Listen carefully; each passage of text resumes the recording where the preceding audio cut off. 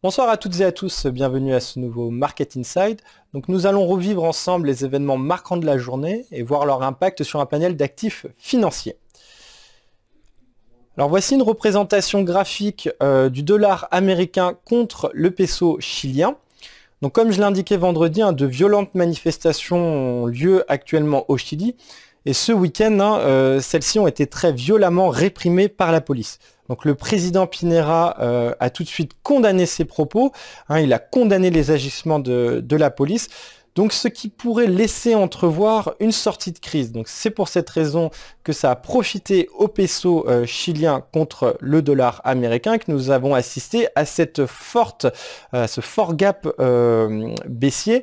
Donc depuis qu'il y a reconquis du terrain, puisque je vous rappelle que les manifestations ont toujours lieu, et ce sont ces manifestations qui ont conduit le président Piñera à annuler le sommet de l'APEC qui devait se tenir cette semaine, sommet pendant lequel on s'attendait à une signature de l'accord intermédiaire commercial entre la Chine et les États-Unis. Toujours sur le marché du Forex, le dollar index, le dollar américain qui a perdu beaucoup de terrain aujourd'hui. Ceci fait suite à deux événements majeurs. Premièrement, un tweet d'une journaliste, une correspondante de CNBC à Pékin, qui a indiqué que l'ambiance, selon ses sources, à Pékin était morose, suite au malaise provoqué par les propos de Donald Trump, qui a déclaré qu'il ne reviendrait pas sur les tarifs douaniers que les États-Unis avaient imposés sur les exportations de produits chinois.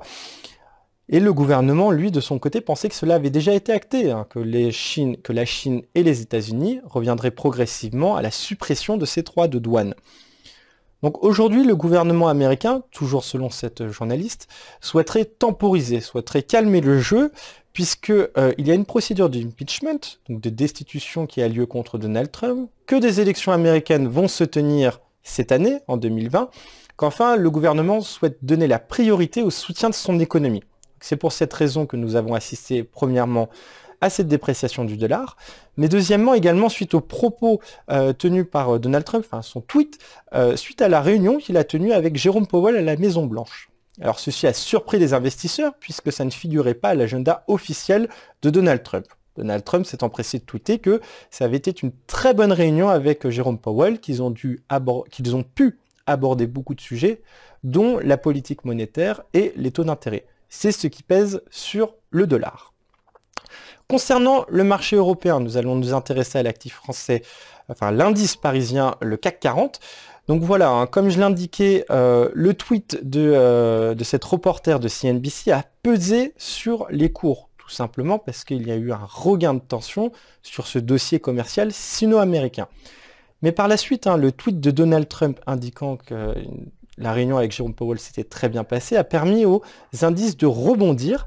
Et puis même là, il y a quelques minutes, nous venons d'apprendre que le département américain du commerce avait accordé de nouvelles licences d'une durée de 90 jours, permettant aux entreprises américaines de s'approvisionner auprès de l'entreprise chinoise Huawei. Ce qui démontre encore une fois une certaine ouverture, notamment dans le cadre de ces négociations commerciales sino-américaines. Concernant les compositions de l'indice français, le CAC 40, Airbus a pesé, Airbus se replie de 1,36% aujourd'hui, et ce malgré une très bonne nouvelle, puisque en marge du salon aéronautique qui a lieu en ce moment à Dubaï, Airbus a conclu 2 contrats majeurs pour un montant estimé à 30 milliards de dollars. Ceci fait suite à une commande de 50 Airbus de la part d'Emirates Airlines, mais également d'une commande de 120 Airbus de la part de Air Arabia. Donc le titre a cédé du terrain, notamment suite au regain d'inquiétude concernant le dossier commercial sino-américain. C'est pour ça que le titre ne profite malheureusement pas de ces bonnes nouvelles. Enfin, concernant un titre qui a pesé également sur l'indice français, il s'agit de Peugeot. Et ceci fait suite à une dégradation émise par la Deutsche Bank. Deutsche Bank qui est passé d'acheter à conserver, tout en réduisant son objectif de cours à 26 € contre 28 précédemment.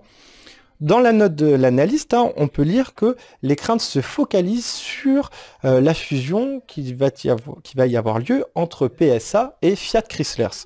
Selon l'analyste, les actionnaires de PSA prennent tous les risques, tels que la mise en œuvre de la restructuration et la gestion de la complexité de la nouvelle entité. L'analyste précise que les cours de l'action PSA risque de ne pas fluctuer énormément au cours des prochains trimestres. C'est pour cette raison que nous avons assisté à cette baisse de 3,57% sur le titre Peugeot. Concernant les indices américains ont ouvert en territoire négatif, suite notamment au tweet de cette journaliste de CNBC à Pékin, mais également suite à un article du South China Morning Post qui pointe les désaccords sur le volume de commandes de produits agricoles américains, qui constitue l'un des principaux obstacles à la conclusion de cet accord intermédiaire. En effet, ce rapport cite un autre rapport, le rapport Bloomberg, qui lui citait des sources proches du dossier. Les autorités chinoises seraient disposées à acheter davantage de produits agricoles américains, mais ce volume n'atteindrait pas les 40 à 50 milliards de dollars, tel que cela a été vanté par Donald Trump il y a de cela quelques jours. Donc, crainte au niveau de ces négociations commerciales, ce qui a entraîné un repli sur l'ensemble des actifs, des indices, l'US 30, le S&P 500, l'US 500, mais également l'indice des technologies Nasdaq US 100. Cependant, un regain d'optimisme suite à ce tweet de Donald Trump concernant la réunion qu'il y a eu avec Jérôme Powell, le président de la Réserve fédérale, puisque Donald Trump a tweeté que c'était une très bonne réunion qui s'était passée avec Jérôme Powell, en précisant la chose suivante: tout a été abordé, y compris les taux d'intérêt négatifs, la faible inflation aux États-Unis, l'assouplissement de la politique monétaire, la force du dollar et ses effets sur le secteur manufacturier, sur ses échanges commerciaux avec la Chine, avec l'Union européenne, ainsi qu'avec les autres pays.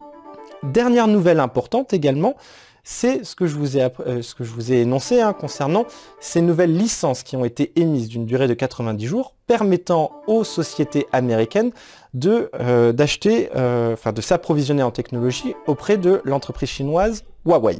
Donc c'est ce qui permet au cours de rebondir. Donc je vous remercie d'avoir suivi cette vidéo. Je vous donne rendez-vous dès demain pour une nouvelle émission Market Inside. Très bonne soirée à toutes et à tous. Au revoir.